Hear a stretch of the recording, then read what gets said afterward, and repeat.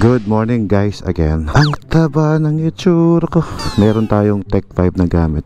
So sobrang bulky. Dapat one size bigger pala yung suot natin. Pero okay lang. Ang importante hindi yung forma. Importante shape ka. Oh, diba? Ngayong araw nga pala guys ay nag-invite si Brother Romel ng coffee ride sa Guanzon. At syempre, dahil bagong tambucho. Kahapon kasi nag-ride ako. Nagpapalit ako ng tambucho natin. At nailagay na rin to engine protection, gandito at PIA horn at Evo slider. So ang next project natin is dito. Tapos ilaw. Ano kaya magandang ilaw na ilagay, no? Napakagwapo naman ng tambucho natin, di ba? Sobrang solid. Sound check natin guys. Cold start. Malamig na malamig pa. Yee! Nakakakilig yung kanyang start. Painitin lang muna natin siya guys. Itong si Guanxi ay gagamitin din natin sa November 24 at 25 dahil tatakbo to ng Tugigaraw. I-ride ko siya. Protected na yung motor kasi siniti ko rin muna yung suit ko tapos yung motor. Let's go guys. Don't ever let them get inside your head. They'll tell you what to do in life instead. Give everything you know that you can get. Don't let them guide your life towards regret. I fight for what I love with every breath. My past is memories I won't forget. I use them all to push me. Good morning Alcala. Gising na ba kayo? Nasa gitna o bomba to, sabi ng mga estudyante. Kahit na hindi tayo bobomba. Makaka-istorbo tayo sa school. Nasa gitna kasi yung lugar namin, no? Kahit saan ka actually dumaan ay pwede. Pwedeng pa Bayambang, pwedeng pa San Carlos, pwedeng pa Ordaneta. Dito tayo dadaan papuntang Ordaneta, going to Calasiao.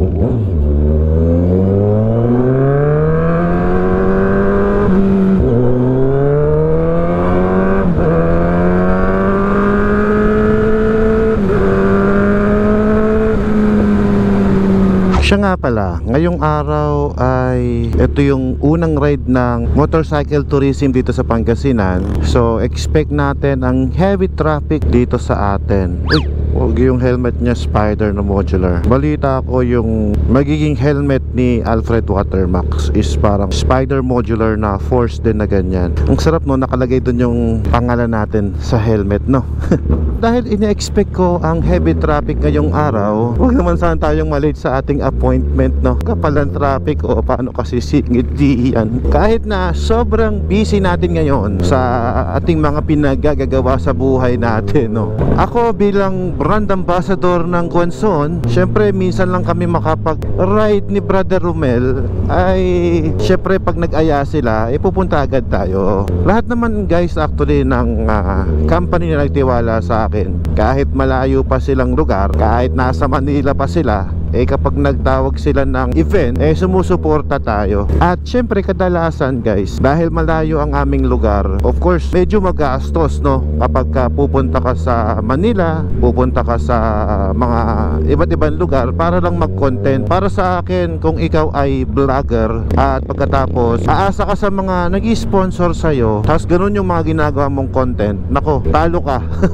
Ibig sabihin, kailangan mong dumukot ng personal money mo talaga at gagastos ka sa mga ginagawa mong content. Pero syempre, para sa mga content creator, sa mga motovlogger na kagaya ko, yung mga ganong monetary allowance ay napakalaking tulong pa rin nun. Kaya maraming salamat pa rin sa mga nagtiwala at nag-sponsor sa atin, diba? Very thankful tayo. Yan ang gustong gusto ko dito sa motor na to guys. Manual siya, no? Manual na manual talaga. Napaka-traffic. Para ang gumagamit actually ng dirt bike na. Naku po, naku po, sus Ginoo. Ay, baka di tayo mapansin ng truck. Tayo sa gilid. Huwag kayong pupwesto sa mga blind spot ng truck guys, delikado. Sabi ko na traffic Sa wakas, nakalusot din ako sa traffic. Ay, mabuti na lang meron na tayong bypass dito sa Ordaneta. Alam nyo guys, pag ganito ka traffic, ma-appreciate mo yung bypass no? Ayun, maluwag na.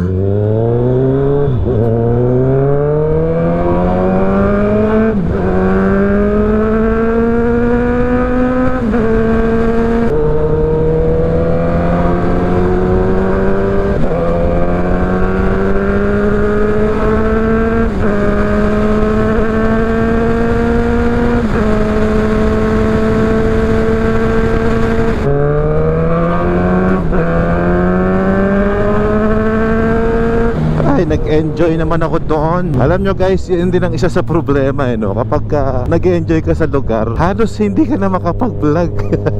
May speechless ka na lang at i-enjoy mo na lang yung tunog. Kahit marami pang halak yung aking motor. Enjoy na din. Kailangan talagang ipa-refresh tong motor ko. Pugak-pugak eh. Actually guys, kaya kami magmi-meeting ngayon ni Brother Romel Santos dahil sa meron kaming gaganaping long ride sa Tuguegarao. So at least para meron kaming practice ride na din naming dalawa. At syempre para getting to know each other more. Kasi ang alam ko, racer si Brother Romel eh. Baka mamaya sobrang tuloy niya magmotor, maiwan na si Kuya Alfred nyo, di ba?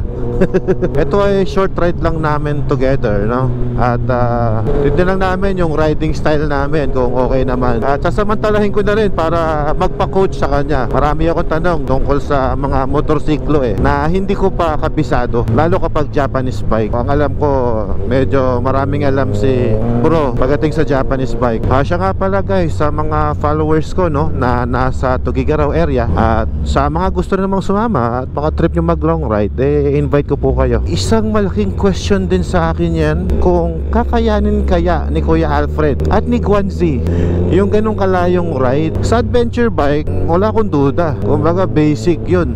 Pero kapag gantong naked bike ang gagamitin ko tapos siya naka Zayten RR, naku po. Ang sakit sa likod yun. Sabagay ako naman, ang iniisip ko, kung ako nga naka naked bike lang, si brother naka sports bike, mas mahirap sa part niya. Sigurado maraming hinto to. Mag-ready kami ng pang salompas sa likod. Wala na talaga akong gas. Ito na yung Monarch at ito yung aming meeting point. Abot pa naman siguro yan. Napatunayan ko guys na ang Z1000 pala ay matipid sa gasolina. Nice one, Kawasaki. Nandito kami ngayon sa The Port. Dito yung natulog yung aking ka-breakfast ride sa napakagandang hotel na ito. Oy, mukhang alam na nila, expected na, 'di ba? Ito yung isa sa pinaka ina-admire kong hotel dito sa Pangasinan. Napakaganda ng hotel na to. Ito. Ang pogi naman ng motor na yan, JX10R. Sarili po itong mga sasakyan nyo. Oo nga, sorry po. Pangsuwapang po ba, sir? Lalo ito. Kung ito, Pwede pa po ba dito? pwede pa dyan. Di ba? Ito talaga swapang. Para sa mga loyal na rider yan Ito naman, loyal din naman, pero yung rider yung loyal. Nakita muna tayo sa taas para makapag-coffee. And since this a coffee ride, yun yung Monarch, ito yung The Porch, at ito naman yung Chapter. Actually, ganito yung mga hotel sa Europe, yung mga coffee shop nila doon. Ganda ng handle. Welcome to Turkey, Mr. Waterman. Thank you. How are you today? We're good. Grabe.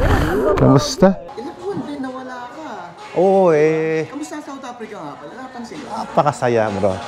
It's a different adventure and a different story. Talaga? Everything you see is napakaganda. Nabitin nga ako sa mga video mo Kasi parang nakarating din ako sa South Africa. Hintayin mo yung episode 2. Actually, mahaba yun, brother. Nakita mo pa lang yung 10%. Talaga? Yes. Akala ko ano na yun Hindi, 10% pa lang yun. Wow. Meron pa tayong tatawid sa ibang bansa, sa Namibia. Ang haba. Yun ang aabangan ko. Yan. Pero maiba ako, Kamusta si Guanzi? Andyan, siya yung dala ko. Talaga? Oo. Tsaka, nagpatambucho ako, brother. Wow, good naman.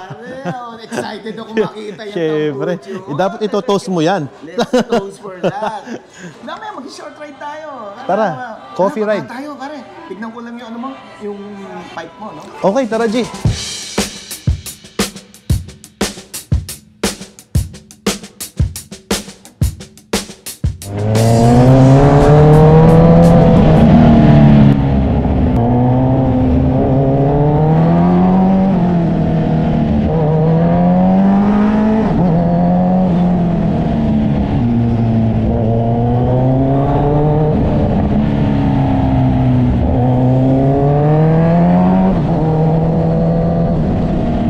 Pala guys, dahil tapos na kaming magkape, mamaya tanghalian ay pupunta kami sa Rev Zone. Alright guys, ito nga pala yung Yamaha shop dito.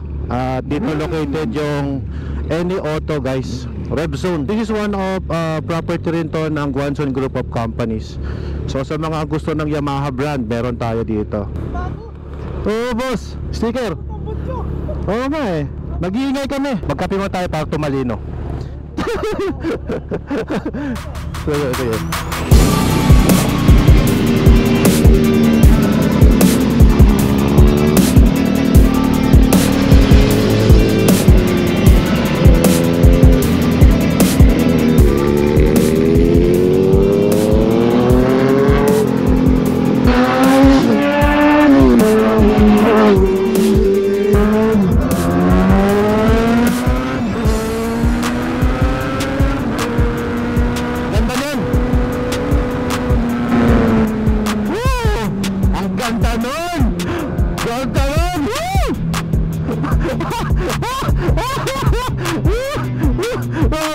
Sumaba, brother!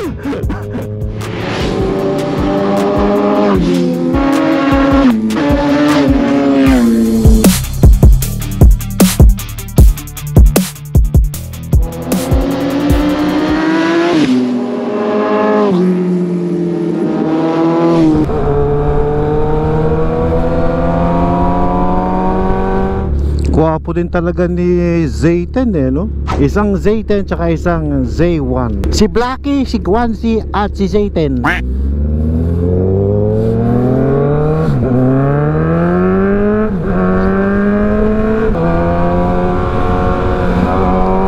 Hindi ako umabot.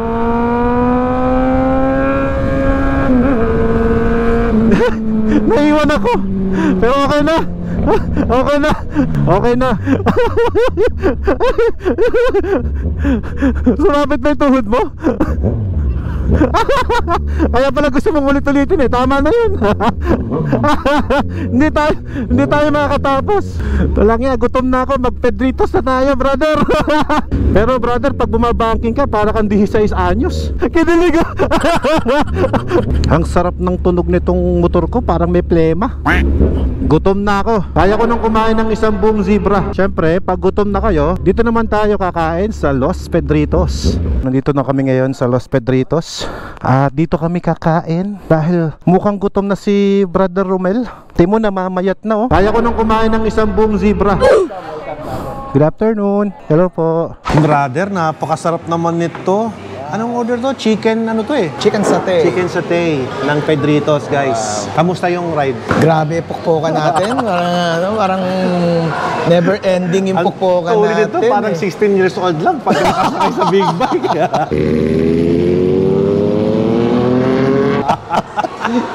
Ang likot, ano? Grabe. Ano bro? Okay ba yung knee drag niya? Ayan mo. Yeah. Oh, may pinapropose si brother. Baka daw next time. Training tayo ng ano? Yung race sa track lang. Pwede lang ako. Not to race, but to know the nature of cornering. Diba? Kasi most accidents kasi happens during corner. So sa amin, baga sa ano natin, i-impart ko yung knowledge ko, kung ipagdadamot nyo, kaya ko namang ma-share sa inyo yun. Yeah. Diba? Grabe yung ano namin kanina, yung power nung dalawa. Tinest namin, sabi ko nga kay Brother Alfred.